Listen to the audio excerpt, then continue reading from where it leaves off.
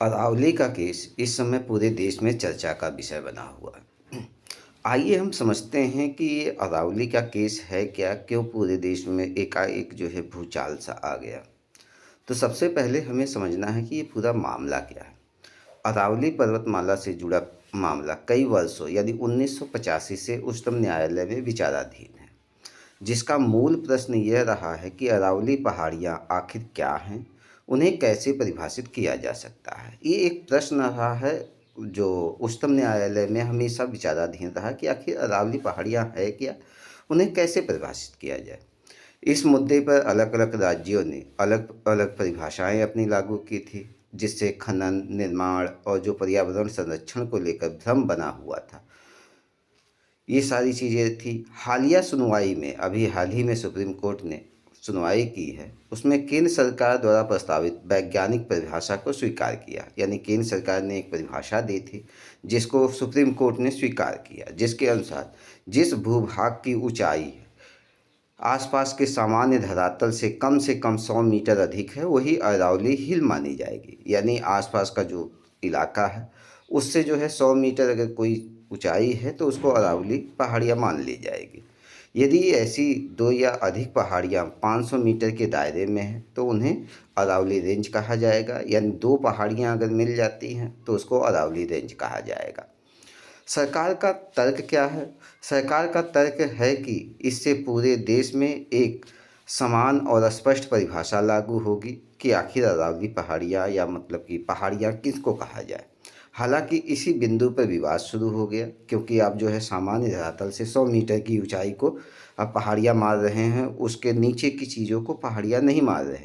तो चूँकि अरावली की पहाड़ियाँ जो है कि घिस चुकी हैं, विश्व की सबसे पुरातन पहाड़ियाँ हैं, तो अब जो है बहुत सी ऐसी जगहें हैं जहाँ पे उसकी ऊंचाई 100 मीटर से कम होगी, तो उसको आप खनन माफियाओं को दे दोगे। उससे क्या होगा, जल जंगल ज़मीन हमारे समाप्त हो जाएंगे।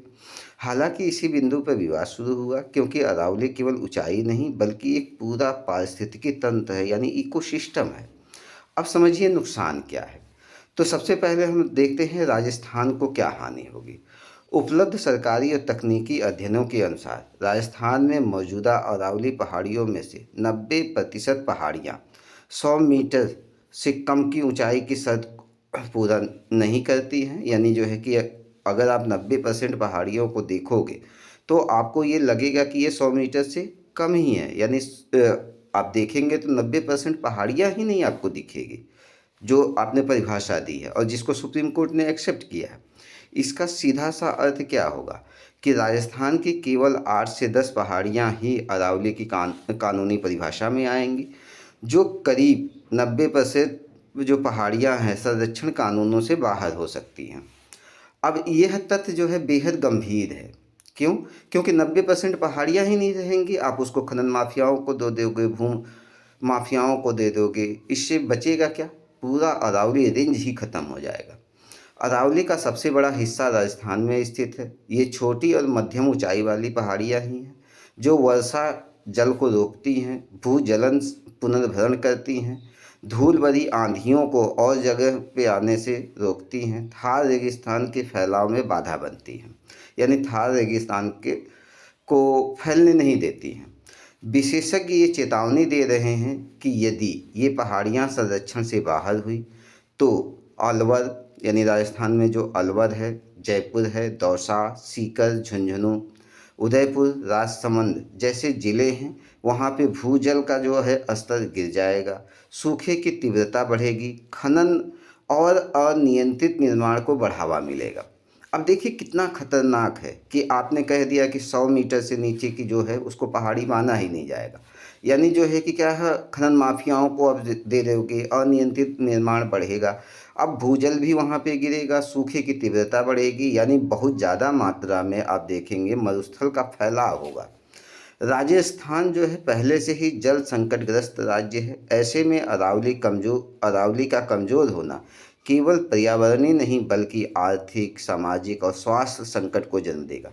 यानी अरावली को अगर काट दिया गया तो इससे आर्थिक नुकसान भी होगा, सामाजिक नुकसान भी होगा, स्वास्थ्य भी पर भी असर पड़ेगा, जल संकट भी आएगा। तो हमें अरावली को बचाना है। अब सवाल समाज से, जनता क्यों जागे?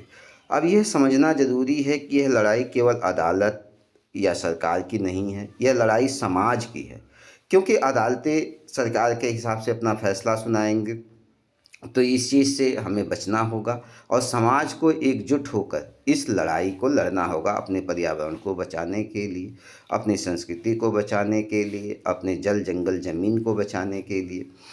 आज यदि अरावली कागज़ों से मिटाई जा रही है, तो कल किसानों के खेत सूख जाएंगे, शहरों में पानी महंगा होगा, बच्चों को प्रदूषित हवा विरासत में मिलेगी।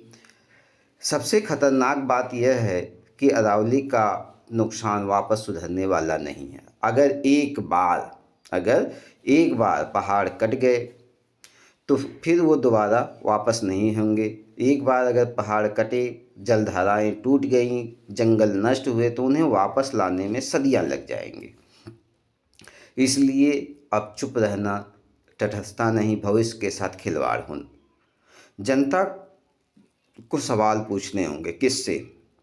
सरकारों से, सुप्रीम कोर्ट से, सबसे, पूंजीपतियों से, सबसे सवाल पूछने होंगे।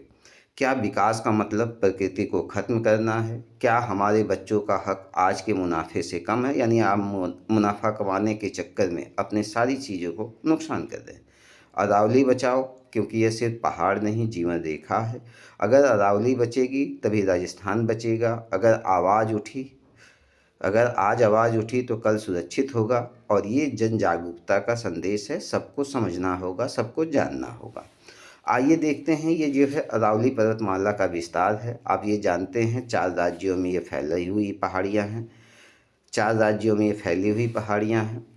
पहला है गुजरात, फिर राजस्थान, हरियाणा, दिल्ली, एनसीआर।